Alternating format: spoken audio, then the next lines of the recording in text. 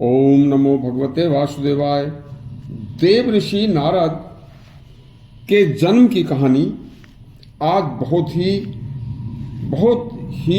उत्तम है। सुनिए। धर्मराज युधिष्ठिर का वनवास का दुख दूर करने के लिए, वह भ्रम दूर करने के लिए देव ऋषि नारद ने युधिष्ठिर को अपने पहले जन्म की कहानी सुनाई थी। एक बार की बात है, देव ऋषि नारद जी धर्मराज युधिष्ठिर के आह्वान करने पर वनवास के दौरान वन में धर्मराज युधिष्ठिर के पास आए। युधिष्ठिर ने देव ऋषि नारद का भारी सम्मान के साथ दंडवत करके चरण धोकर उनको अच्छे स्थान पर बैठाया। कुशल क्षेम के बाद युधिष्ठिर कुछ दुखी नजर आए तो नारद जी ने युधिष्ठिर से कहा, राजन, यह सब कुछ जो हम देख रहे हैं, यह सब मनुष्य के जीवात्मा के पूर्व जन्म, पहले जन्म के कर्मों का फल है। उसके अनुसार मिले साप या आशीर्वाद का फलस्वरूप जो हम हो रहा है वो देख रहे हैं और भोग रहे हैं।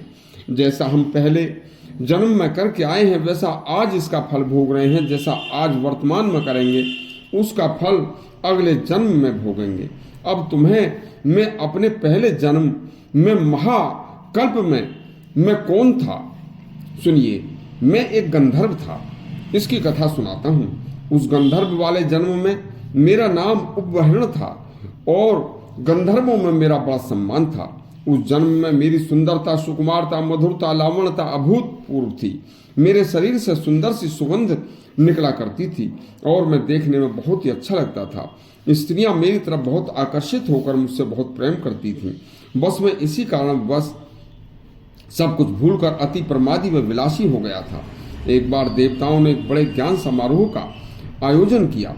उस ज्ञान समारोह में देवताओं ने पृथ्वी लोक से भी बड़े बड़े तपस्वी पवित्र आत्मा महात्माओं को बुलवाया था तथा भगवान की लीलाओं का गायन करने के लिए देवताओं ने गंधर्वों और अप्सराओं को भी बुलवाया था।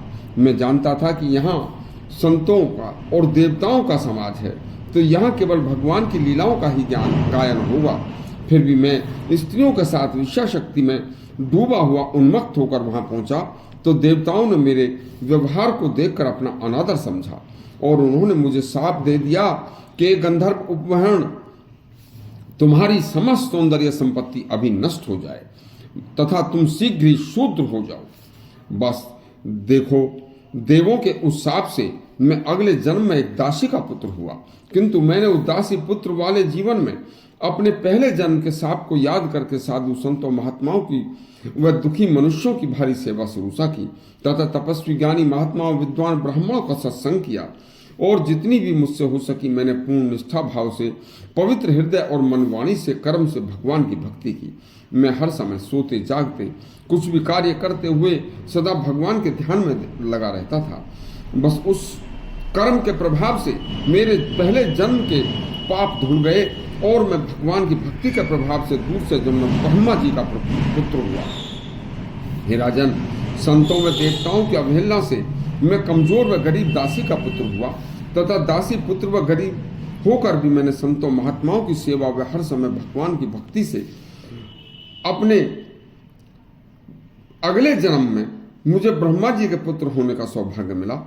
यह मेरा प्रत्यक्ष अनुभव है।